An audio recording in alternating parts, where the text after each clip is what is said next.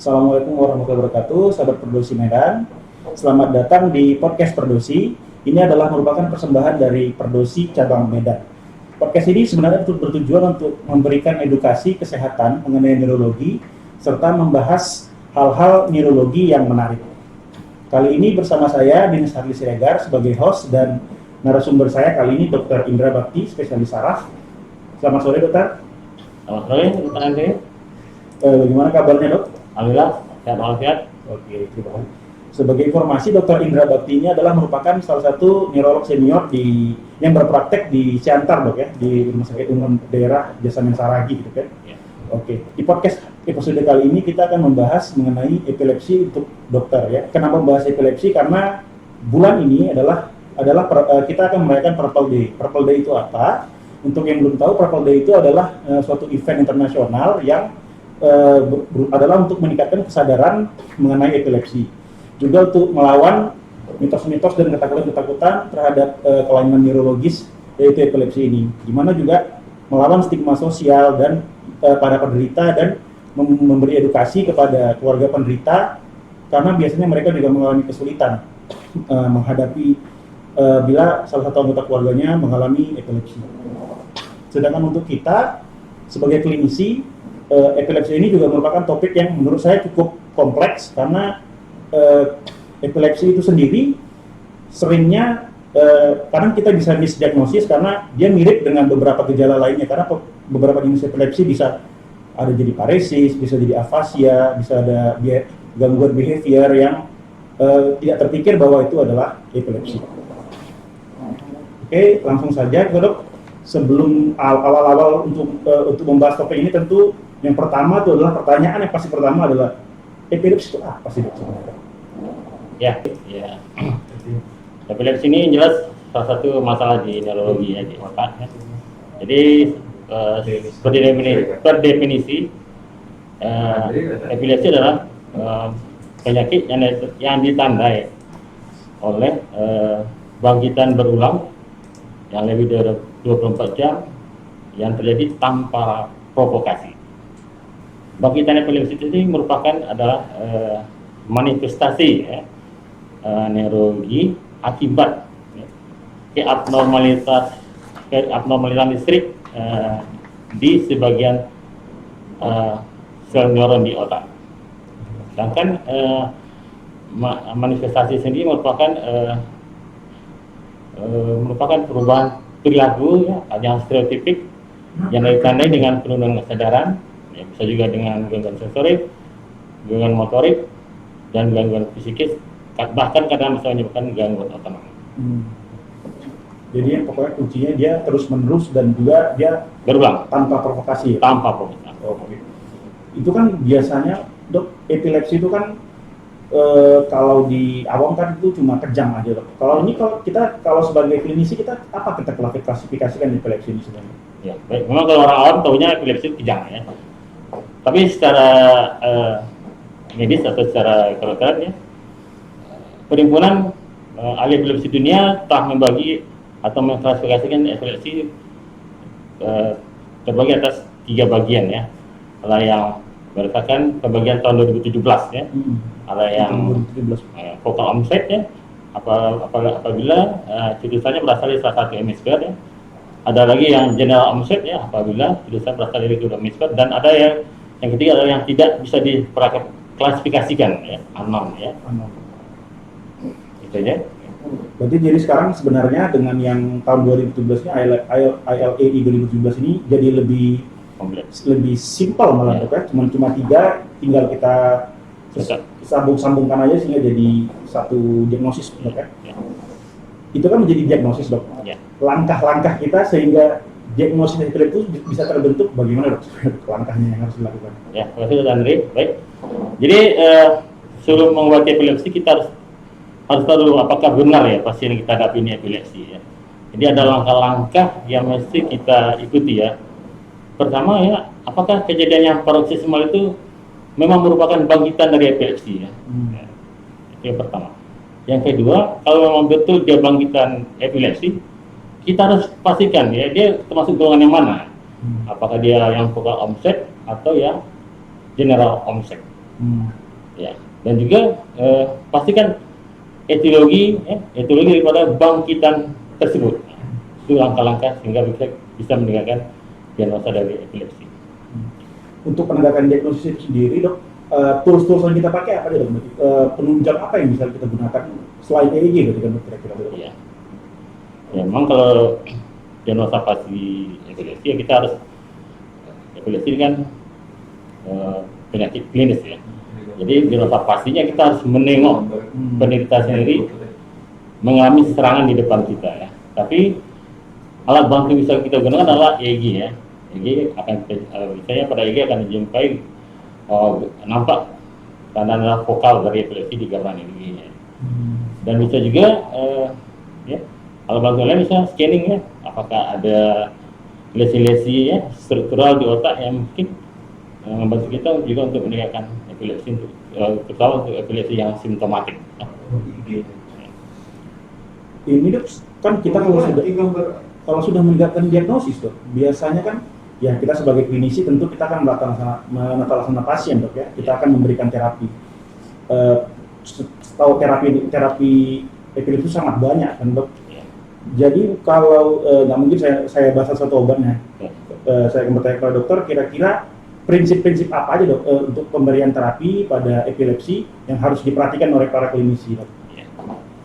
Ya, jadi kita harus punya prinsip dalam memberikan terapi ya. Yang pertama ya, sebelum kita memberikan obat anti epilepsi, ya kita pastikan ya, apakah dia benar-benar penderita epilepsi. Ya. Pastikan dulu dia apakah benar dia epilepsi ya. Kemudian kalau dia mau epilepsi, pastikan juga bahwa faktor pencetusnya udah bisa diatasi. Misalnya dia susah tidur atau juga capek ya.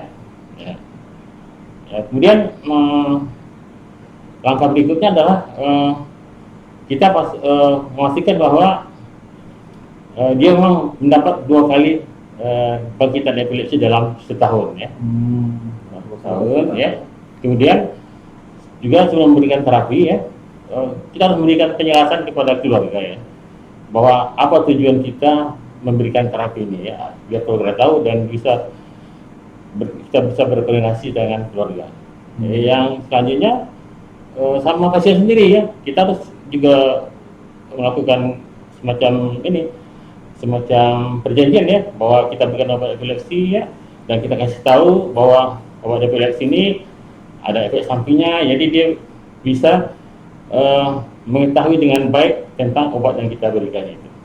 Dan kalau kita sudah mulai memberikan ya, berikanlah obat epilepsi yang pertama kali adalah yang monoterapi dulu ya, satu tunggal ya, berikan monoterapi ya, dan berikanlah dosis yang kecil dulu ya, kita naikkan secara bertahap sehingga pelan-pelan dinaikkan secara bertahap sehingga tercapai dosis yang efektif.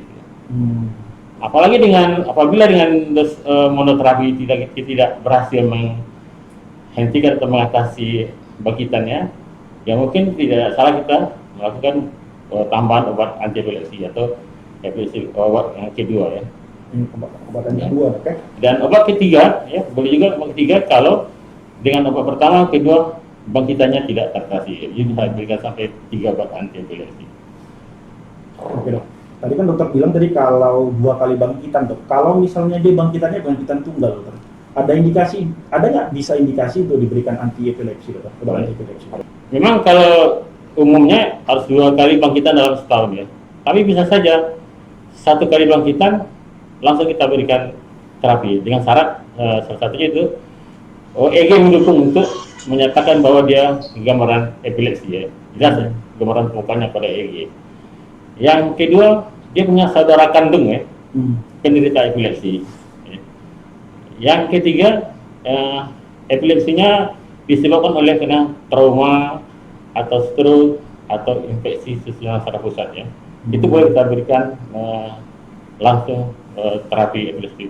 Atau juga bisa juga orang-orang yang mengalami status kompulsif ya. Jadi begitu dia mengalami status kompulsif, yang berikutnya kita dianggap sebagai penderita epilepsi, maka kita terapi walaupun dia baru sekali menderita status kompulsif ya, atau status epileptikus ya, makanya kita berikan walaupun dia sekali udah bisa kita berikan obat anti epilepsi.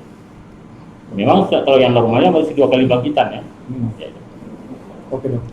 Tadi kan dokter bilang tadi bisa dikasih obat pertama, nanti obat kedua, bisa obat ketiga, itu yang jelas pasti politerapi kan dok? Ya. Pasti nanti kita akan menghadapi pasti ada efek sampingnya dok. Nah, gimana kalau meminimalisir efek samping dari obat dok? Nanti untuk obat-obat anti epilepsi ini? Memang ya memang betul tuh ya. Jadi obat epilepsi ini dia punya efek samping ya. Ya, bermacam-macam ya. Salah satunya efek sampingnya adalah Stephen Johnson ya. Itu pemberian carbamazepine ya, atau phenytoin ya. Bisa juga efek samping yang lain adalah gigi enlargement ya, atau gusinya melebar ya. Pada pemberian phenytoin ya. Atau juga terjadi perubahan tingkah laku ya pada pemberian phenobarbital ya. Tapi efek samping ini bisa kita minimalisir ya. Ya sebelum mulai terapi ya, kita harus pertimbangkan untung dan ruginya memberikan terapi yang kita berikan. Itu yang pertama. Yang kedua, ya, berikanlah obat anti epilepsi itu yang sesuai dengan bangkitannya. Ya. Jadi kalau dia vokal, berikan obat anti epilepsi itu yang vokal. Kalau yang dia general, berikan obat anti epilepsi untuk yang general. Yang ketiga, yang kita perhatikan ya, mulailah memberikan obat anti epilepsi secara titrasi ya. Jangan langsung dosis yang maksimal ya. Dinaikkan pelan-pelan ya sampai terjadi dosis yang adekuat ya. Yang keempat mungkin ya sama pasien sendiri ya. Kalau terjadi ada rasa-rasa nggak nyaman setelah memberikan obat, ya kita harus sebagai dokter harus ingatkan ya.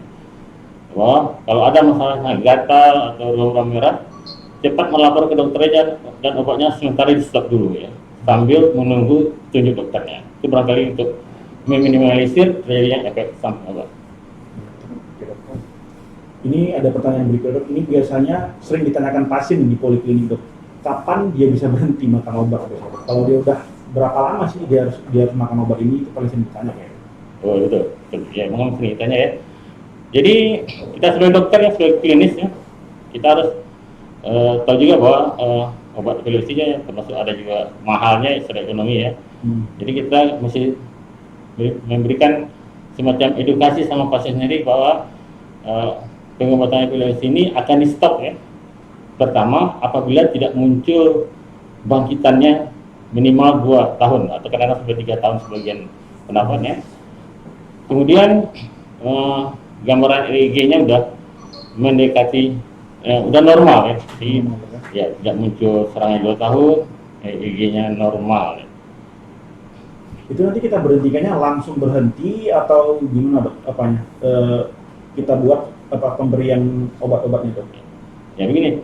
Jadi kalau memang tidak ada dalam 2 tahun tidak muncul lagi serangan ya mungkin sebagai klinis ya kita akan melakukan stop ya, tapi tidak langsung di stop ya. Mungkin dia dititrasi ya, jadi di pengurangan dosis ya. Menurut diberikan pengurangan dosis 25% dari obat yang telah diberikan ya. 25% setiap bulan ya, selama 2 atau 3 bulan sampai kadang-kadang sampai 6 bulan ya. Dititrasi dia. Itu nanti yang kita berhentikan yang mana dulu dok? Misalnya kalau ada 3 obatnya atau 2 obatnya, yang mana kita berhentikan dulu biasanya? Prinsipnya obat yang utama diberhentikan untuk yang terakhir kalinya, yang terakhir ya. Jadi obat yang utama tetap diberikan sampai selesai pengobatan ya. Jadi yang obat utama jangan stop dulu ya. Nah ini pertanyaannya mengenai epilepsi refraktor dok. Kalau misalnya sudah diberikan obat tetap tidak berkurang kejamnya dok, itu yang ada perbedaan penata-laksanaan nggak dok kira-kira? Ya kita tahu bahwa secara statistik ya, secara database ya, bahwa memang obat epilepsi hanya bisa mengcover 60% bebas serangan, 60-70% ya. Dan ada sebagian ya yang tidak bisa tercover. Jadi epilepsi refraktor ini adalah epilepsi yang tidak bisa dikontrol obat walaupun obatnya sudah maksimal ya.